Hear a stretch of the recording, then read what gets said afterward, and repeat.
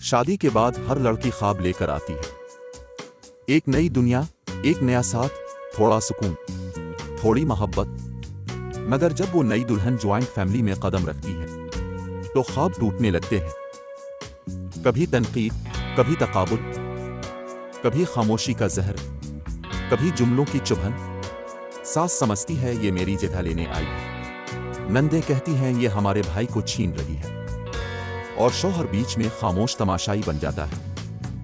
کیا یہ وہی گھر ہے جسے اپنا کہا تھا؟ کیا محبت صرف رسم بن کر رہ گئی؟ کیا برداشت صرف بیوی کی ذمہ داری ہے؟ اور اگر وہ تھک جائے تو وہی بے صبر کہلاتی ہے۔ جوائنٹ فیملی غلط نہیں، لیکن جب اس میں محبت نہ ہو تو وہ جنت نہیں قید خانہ بن جاتی ہے۔